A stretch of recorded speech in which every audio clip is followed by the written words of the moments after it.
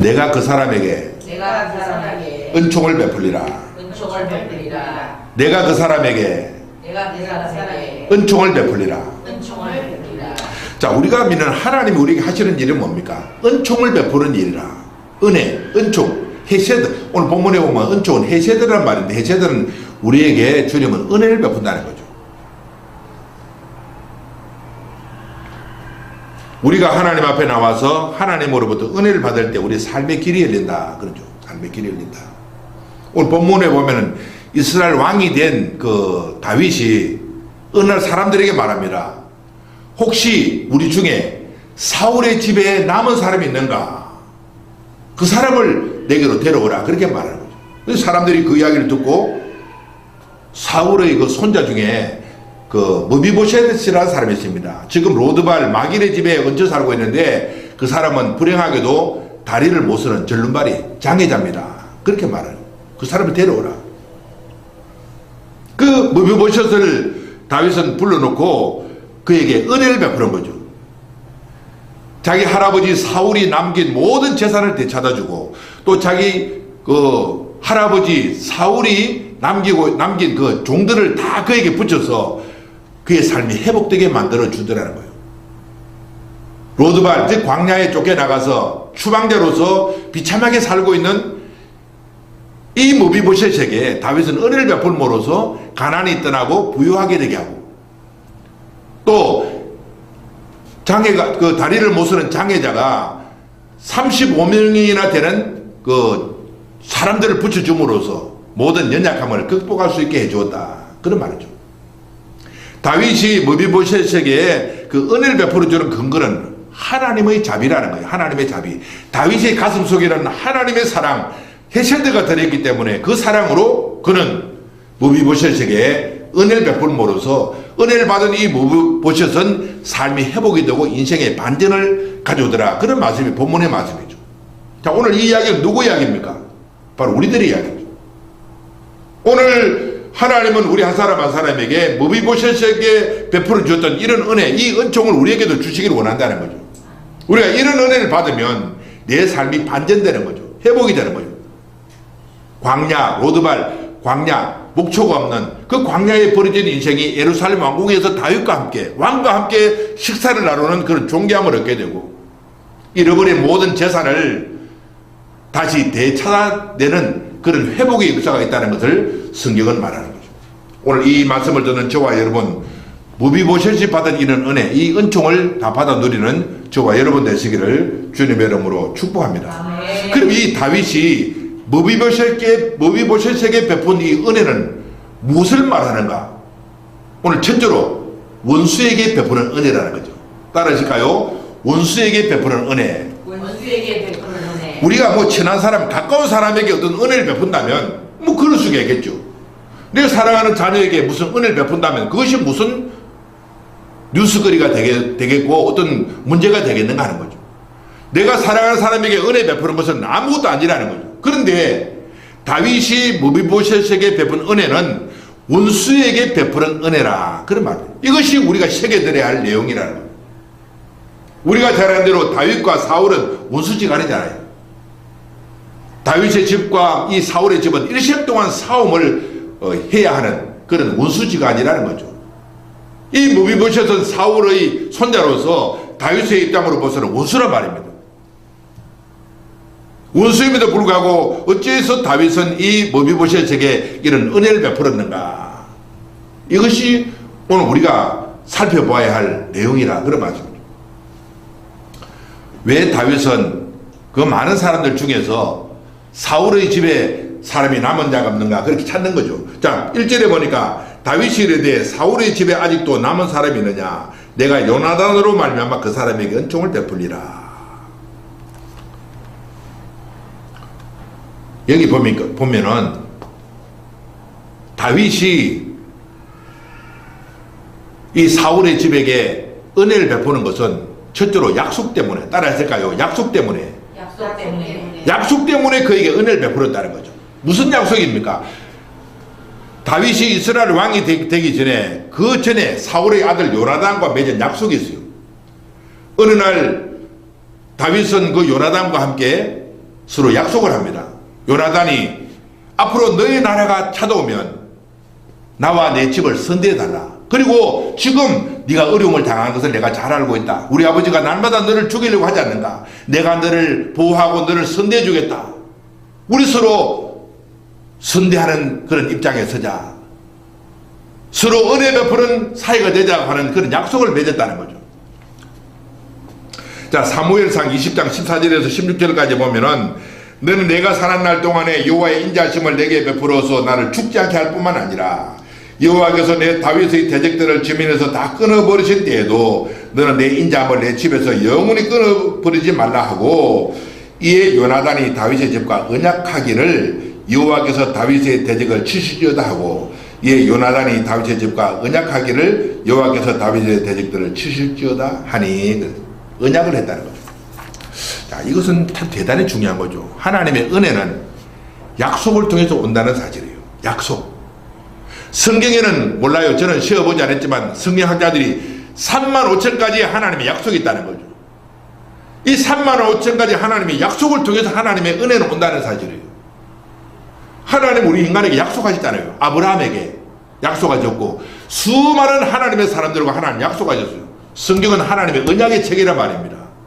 이 언약을 통해서 하나님의 은혜는 우리들에게 찾아오고 하나님의 은총은 우리에게 찾아온다는 사실이에요. 그럼 오늘 우리가 이 세상 살아갈 동안에 우리가 해야 될 일이 뭐란 말인가?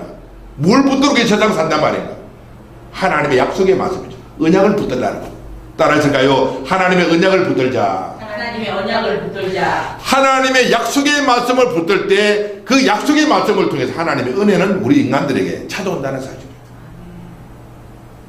하나님은 믿음의 사람 아브라함을 부르시고 내가 너로 말미암아 모든 민족이 복을 받게 할 것이라 그런 거죠.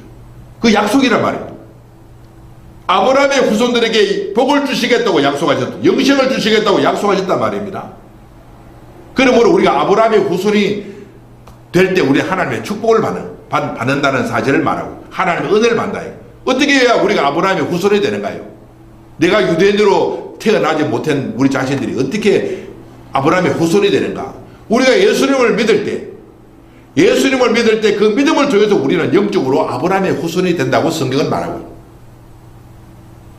그러므로 오늘 우리가 예수님을 나의 구주와 주님으로 영접하고 예수님이 내 인생의 주가 될 때 우리는 영적으로 아브라함의 후손이 되어서 약속하신 그 복들을 받고 하나님의 은혜를 받는 축복의 자녀가 된다는 것을 성경은 말씀하고 있습니다.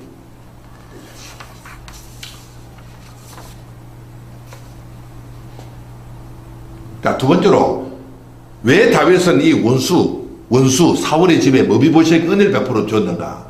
하나님의 사랑 때문에. 따라할까요? 하나님의 사랑 때문에. 자, 다윗이 원수 집안의 아들 머비보시에게 은혜를 베풀어 준 것은 그것은 인간적인 노력으로 되는 것이 아니라 아무리 약속을 했지만 본질적으로 내 가슴 속에 하나님의 사랑이 없다면 원수를 사랑하는 능력은 없다는 거죠.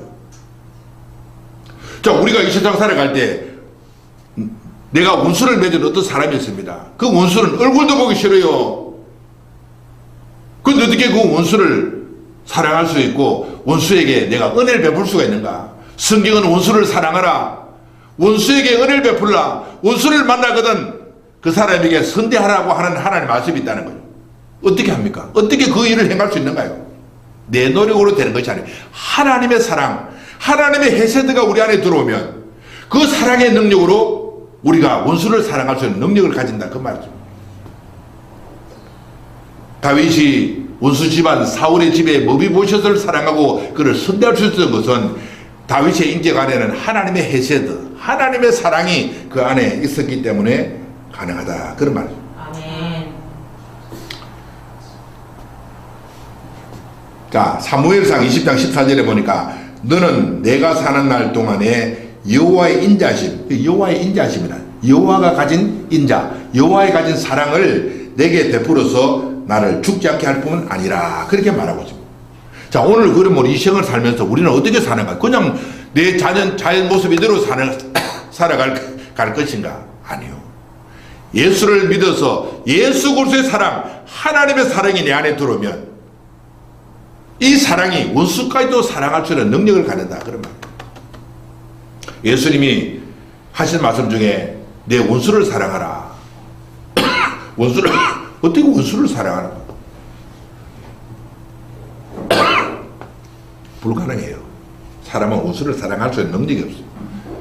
근데 하나님의 사랑이 들어오면 그 사랑의 능력으로 원수를 사랑한다 그런 말입니다. 오늘 다윗이 모비보셋을 사랑할 수 있고 그에게 은혜를 베풀어준 근거는 그 안에 하나님의 헤세드, 하나님의 사랑, 하나님의 자비가 그 속에 있었기 때문에 가능하다는 거예요. 오늘 이 하나님의 사랑이 회복되는 저와 여러분 되시기를 주님의 이름으로 축복합니다. 아멘. 자, 두 번째로 다윗이 모비보셋에게 베푼 은혜는 약한 자에게 베푸는 은혜. 따라하실까요? 약한 자에게 베푸는 은혜. 약한 자에게 베푸는 은혜. 여러분, 이 모비보셋은 건강한 사람이 아니에요. 두 다리를 못 쓰는 불구자, 장애자란 말입니다. 그런데 다윗은 이 불구자, 연약한 이 사람을 불러다가 그에게 은혜를 베풀어 주었다는 거예요. 그런데 이것이 무슨 뭐 대단한 내용인가? 여러분, 구약의 율법은 장애자를 부정한 사람으로 본다는 사실이에요. 자, 구약의 레위기 21장에 보면은 레위기 21장 19절에 발 부러진 자나 손 부러진 자나 등 굽은 자나 키 못 자란 자나 눈에 병막이 있는 자나 습진이나 버짐 있는 자나 고환이 상한 자나 제사장 아론의 자손 중에 흠 있는 자는 나와 여호와께 화제를 드리지 못할지니 그렇게 말합니다. 구약의 모세 율법에 보면은 장애자들은 하나님 앞에 나와서 제사장이 되지 못하고 제사를 드리지 못한다는 거죠. 부정한 사람으로 치부되었다는 거예요. 요한복음에도 보면 어느 날 예수님과 제자들이 길을 가다가 한 장님을 봤어요. 맹인을 봤어요. 이 맹인을 보고 제자들이 어떤 말을 했습니까? 주여, 이 사람이 맹인 된 것은 누구 죄 때문입니까? 자기 죄 때문입니까? 자기 부모가 죄를 지어서 이 사람이 맹인이 되었습니까? 그렇게 물어보는 거죠. 왜 그럴까요? 그들은 구약의 율법에 능하기 때문에 구약의 율법은 이 장애자들은 부정한 대로 여기를 시각이 있었기 때문에 그렇게 물어본 거죠. 예수님은 복음을 여시면서 구약의 율법은 하나의 모형으로 주님은 아시고 인정하시고 이 사람이 죄를 지었거나 부모의 죄 때문에 맹인된 것이 아니라 하나님이 이 사람에게 하시는 일을 나타내고자 이 사람이 맹인되었다 그렇게 말씀하시는 거예요.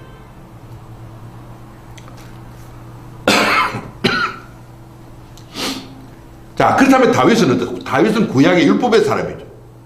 이 모비보셋을 보고 내가 내게 뭔가 은혜를 베푸는 건 좋긴 좋은데 너는 불구자가 아닌가? 하나님이 부정하게 여기는 사람이 아닌가? 내가 너에게 어떻게 은혜를 베푸겠는가? 그렇게 생각할 수 있었다는 사실이에요. 예수님의 제자들처럼 이 사람이 절뚝발이가 되고 장애자가 되고서 누구 죄 때문인가? 나는 죄인과 상종치 않겠다 그렇게 말할 수 있단 말입니다. 그럼에도 불구하고 다윗은 이 모비보셋에게 은혜를 베풀어 줬다 그런 말이죠. 이 다윗이 약자, 이 약한 자, 불구자, 다리를 저는 모비보셋에게 은혜 베풀어 이 사건을 우리에게 주는 것은 뭔가?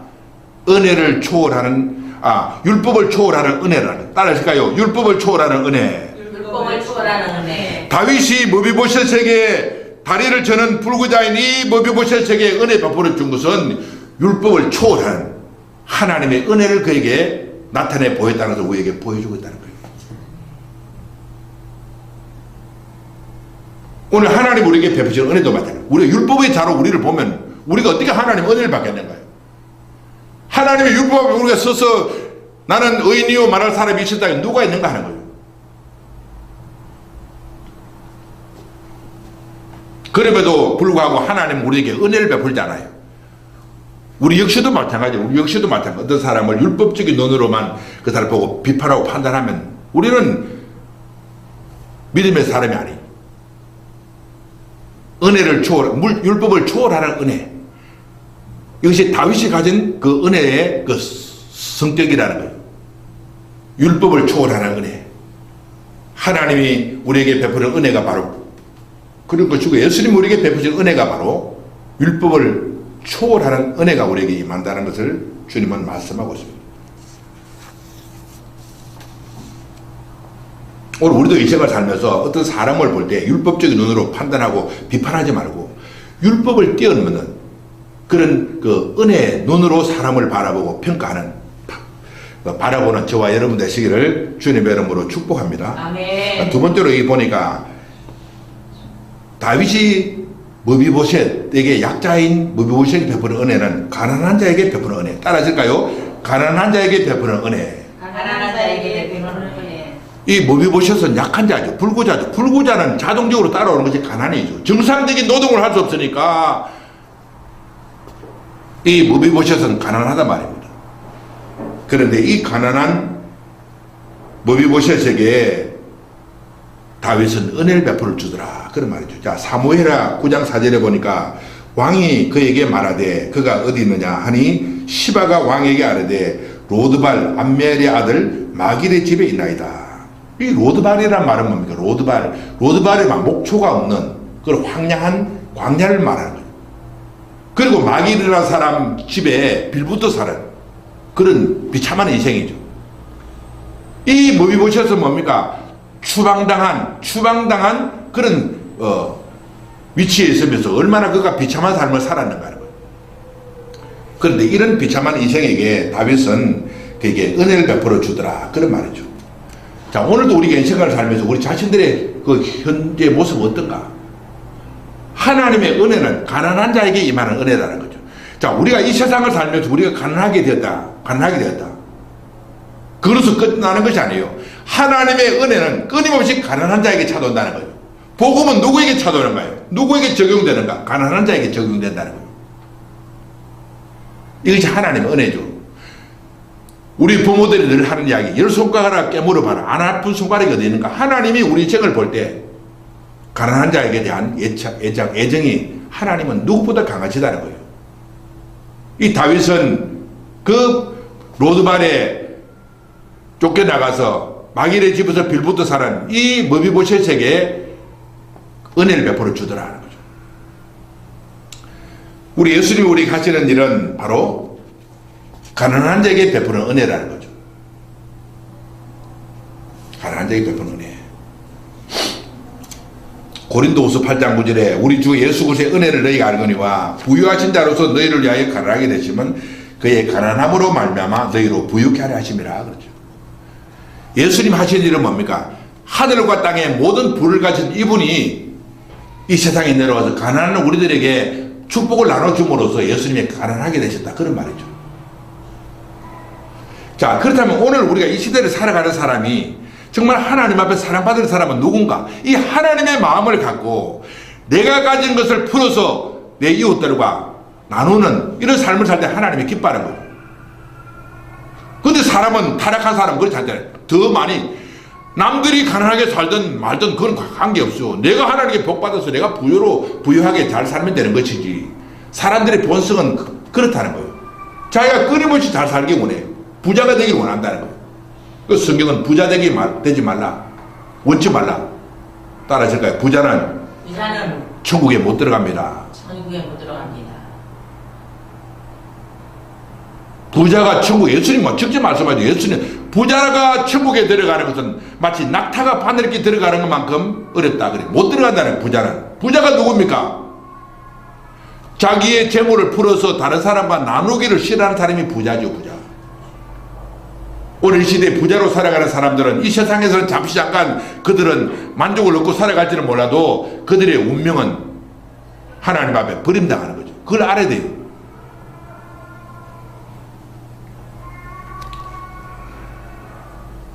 이 다윗은 사울 왕이 남기고 간 모든 재산을 확인하고 그것을 가져다가 머비보셋에게 나눠줌으로써 머비보셋이 부자가 되겠다는 거예요. 자, 우리가 믿는 하나님이 이런 하나님이에요. 우리가 가난할 때나 부할 때나 우리 항상 하나님을 바라봐야 될 것이, 부할 때는 하나님 나에게 말씀하세요. 네 부를 잘라다가 가난한 자에게 주라. 하나님의 복음사에게 서라. 이렇게 말씀하시고, 가난한 자에게 주님 뭡니까? 염려하지 말라. 아무것도 염려하지 말라. 내가 내 부족한 것을 채우리라. 그렇게 말씀하시는 거예요. 이게 하나님의 사랑이라는 거예요. 그 다음에 세 번째로 이 약자에게 베푸는 은혜 중에 하나가 존귀케 하는 은혜. 따라 하실까요? 존귀케 하는 은혜. 존귀케 하는 은혜. 다윗은 이 머비보셋을 불러다가 그를 존귀하게 만들어 주었다는 거예요. 사울의 집에 남은 자 머비보셋이 지금 어디 있는가? 저 로드발 마길의 집에 종으로 그 빌부터 살고 있습니다. 그는 다리를 못 쓰는 절뚝발이 장애자입니다. 가난한 자입니다.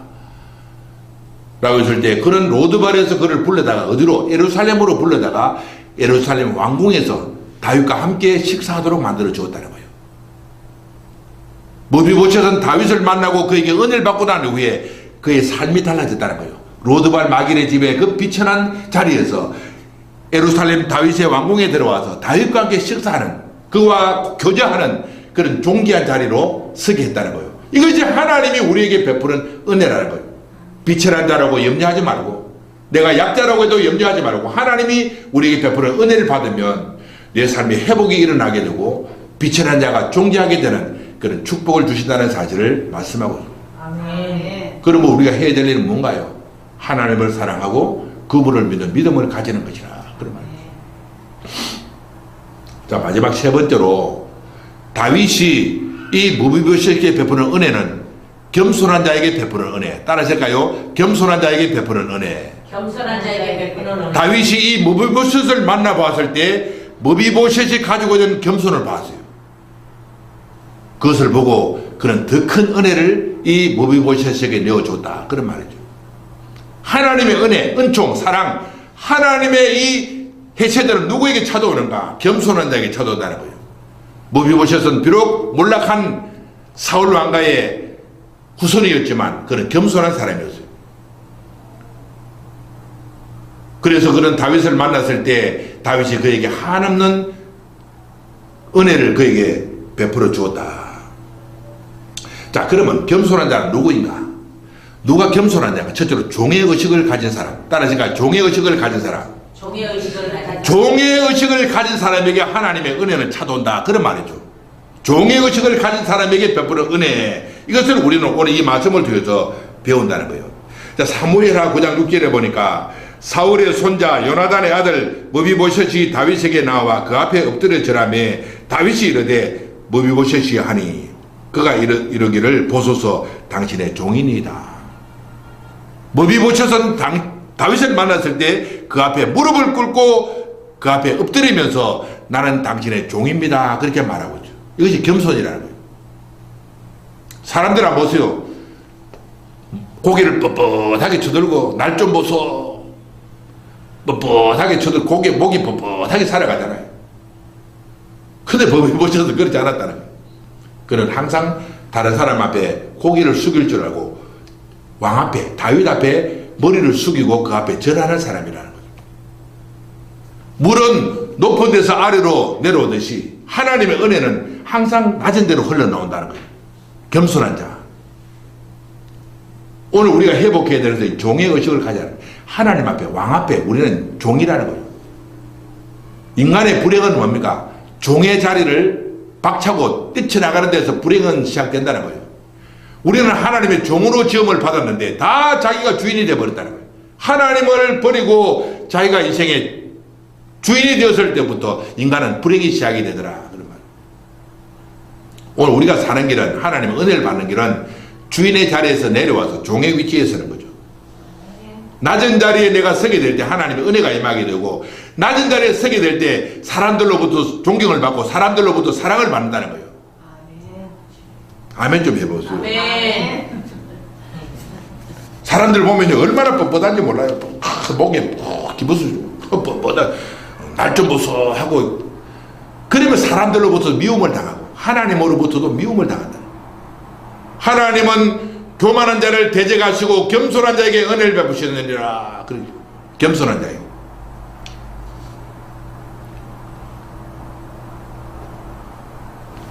자, 두 번째로 비천하게 여기는 자에게 베푸는 은혜. 따라하실까요? 비천하게 여기는 자에게 베푸는 은혜. 비천하게 여기는 자에게 베푸는 은혜. 머비보셋은 자기를 비천하게 여겼다는 거예요. 나는 비천한 사람이라. 뭐 사람들은 말하면 자긍심을 자기의 마음을 부욕해 만들고 자기의 마음을 풍요롭게 만드는 이런 사람을 살잖아요. 그런 사람에게 어떻게 은혜가 찾아오는가. 그런 거예요. 이 머비보셋은 다윗을 만나자 다윗 앞에 자기를 어떻게 표현하고 있습니까? 죽은 개. 죽은 개. 어떻게 해요? 어떻게 왕은 어떻게 하여 죽은 개 같은 나를 돌보시나이까? 그렇게 말하고 있죠. 자, 8절에 봅시다. 8절에. 자, 그가 절하여 이르되 이 종이 무엇이기에 왕께서 죽은 개 같은 나를 돌아보시나이까 하니라 그랬어요. 머비보셋은 자기를 죽은 개로 표현하고 있어요. 이 말을 들으면 어떤 사람은 화를 내요. 그럼 내가 뭐 죽은 개 같다고요? 자기를 속이는 거예요. 인간의 속에서 나오는 이 악은 죽은 개가 내는 냄새보다도 더 악해요. 어떤 미국의 목사님이 요 근래에 간증하는 걸 들었어요. 부활절을 전후해서 자기 교회 한 사람이 찾아왔대요. 미국의 유명한 목사님인데, 그 큰 교회 목사님인데, 그 사람의 교회 들어오면 자기 교회 찾아오니까 냄새가 엄청 나더라고요.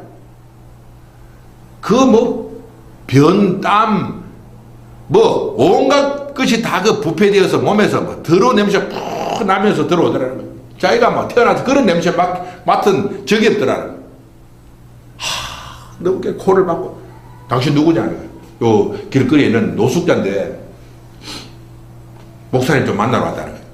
내 만나러 돈 얻으러 왔구나. 그래, 주머니에 지갑을 떠내가지고 5달러짜리 다 하나 주면서, 가세요. 이렇게 했다는 거예요. 근데 그 노숙자가 냄새를 풍기면서 하는 말이, 목사님, 나는 돈 받으러 온 게 아니에요. 나는 목사님이 전하는 예수님 만나러 왔어. 그렇게 하더라는 거예요. 그 말 듣고 이 목사님이 충격을 받은 거예요.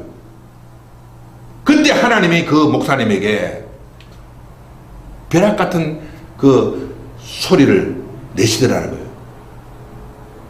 야, 이놈아, 너는 이 노숙자가 가지고 들어온 이 더러운 냄새를 맡고 네가 그렇게 싫어하지.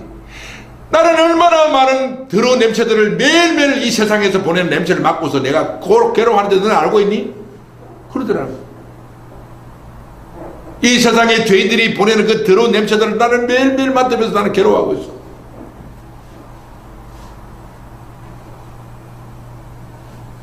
그 말씀 듣고 이 목사님이 꼬꾸라진 거예요. 그 자리에 들썩 주저앉고 그 노숙자를 탁 안고, 형제여, 내가 잘못했습니다. 나는 당신을 지금까지 그 노숙자를 길거리에 하찮은 사람으로 외면하고 관심도 주지 않은 내 자신의 잘못을 용서해 주세요. 그 노숙자를 풀어안고 울었다는 거예요. 그리고 그 노숙자를 목욕을 시켜서 옷도 갈아입히고 자기 교회 사찰 집사로 채용을 하고 자기 교회에서 같이 신앙생활을 하고 있다는 그런 이야기를 들었어요. 그때부터 이 노숙자가 변화를 입기 시작하는데 그 기존 성도보다도 더 큰 믿음을 가지고 하나님 앞에 충성하고 그 목사님한테도 크게 충성하는 사람으로 변화되었다는 그런 간증을 제가 들어본 적이 있어요. 오늘 내 자신이 하나님 앞에 어떤 냄새를 풍기는가? 그 냄새는 이 길거리 노숙자가 풍기는 냄새하고는 비교도 안 될 더러운 죄악의 냄새를 풍긴다는 거예요. 그렇다면 내가 죽은 개와 무슨 다를 바가 있겠는가? 사람들은 죄악에 찌든 이런 더러운 냄새를 날마다 풍기면서 자기를 몰라요. 목욕하면 그뿐인가? 내 영혼에서 풍겨 나오는 더러운 냄새는 하나님이 괴로워한다는 거예요. 이 머비보셋은 자기 실체를 아는 거예요. 나는 죽은 개와 같은 존재라는 거예요. 죄악에 더러운 냄새를 풍기는 그런 악한 자라, 그런 말이죠. 그런 자에게 은혜를 베풀어 준다는 거예요. 하나님은 자기 자신을 비하하고 자기 자신의 더러운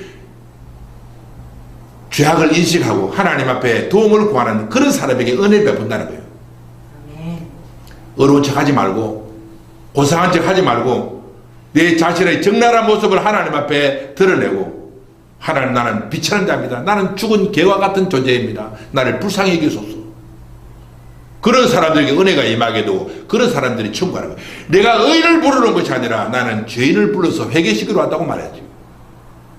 내가 스스로 의인인 척하고 하는 사람은 하나님 나를 필요 없다는 거예요. 스스로 죄인이라고 생각하고 하나님의 구원, 하나님의 치료가 필요하다는 사실을 인정하는 사람에게 하나님의 은혜가 임하게 되고 하나님의 치료가 임하기 위해서 그 사람들이 고침받고 천국 간다는 것을 예수님이 말씀하셨습니다. 오늘 우리는 이 모비오처럼 자기 자신의 비천한 상황을 인식하고 하나님 앞에 은혜를 구하는 저와 여러분 되시기를 주님의 이름으로 축복합니다. 아멘. 디모데전서 1장 15절에 믿보다 모든 사람이 받을 만한 이 말이요 그리스도 예수께서 죄인을 구원하시려고 세상에 임하셨도다 하였도다. 죄인 중에 내가 괴순이라. 사도 바울은 자기를 표현할 때 나는 죄인 중에 괴수라. 나는 죄인 중에 우두머리라. 나는 죽은 개와 같은 존재라. 사도 바울도 그렇게 고백하고 있어요. 무슨 사도 바울이 그렇게 다른 사람보다 많은 죄를 지었는가? 그런 죄에 대한 자기 인식이 깊었다는 거예요. 근데 사람들은 뭡니까? 자기 죄에 대한 깊은 인식이 없어요. 죄를 짓고도 자기 죄에 대한 인식이 없어요. 그래서 나는 죄인 중에 괴수라고 말하는 바울의 고백이 자기에게는 없단 말입니다. 죄에 대한 철저한 인식이 있는 사람, 그런 사람들이 하나님의 은혜를 입는 거예요. 용서를 받는 거예요. 오늘 이 말씀을 듣는 저와 여러분, 하나님의 은혜를 구하는, 철저하게 자기를 비하하는 그런 자리에 서서 하나님의 은혜를 입는 저와 여러분 되시기를 주님의 이름으로 축복합니다. 아멘.